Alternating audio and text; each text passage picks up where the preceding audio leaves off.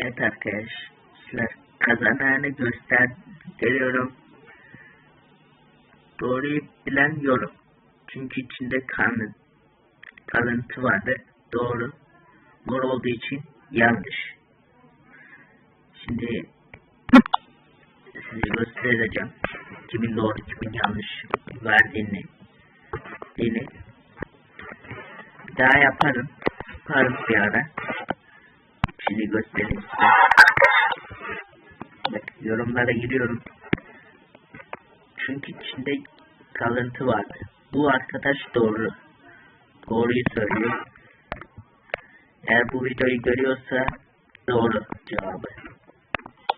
Gösteremedim. Bu. Cevabı doğru bu arkadaşın. Şimdi öyle bir tane videosu var.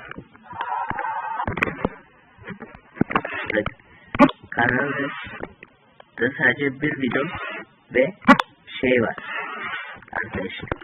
O arkadaşın daha abonesi yok. Ona da abone olursanız sevinirim. 44 abone ne arkadaşlar. Şimdi 6 abone sonra canlı yayına başlayacağız artık. Yani ben de istiyorum artık canlı yayına başlamak. Yani diğer arkadaşımın verdiği cevap yanlış. Şimdi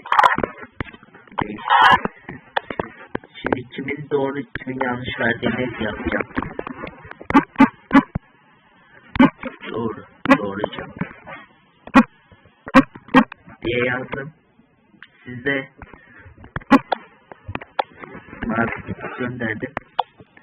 Şimdi buna da yazacağım. Yanlış. Çarpı işareti koyacağım. Çünkü yanlış arkadaşlar. Kazanan arkadaşımız bu. Bunun kanalına da abone olmanızı isterim. Hoşça kalın. Abone olup like bildirimleri de açmayı unutmayın. Bay bay.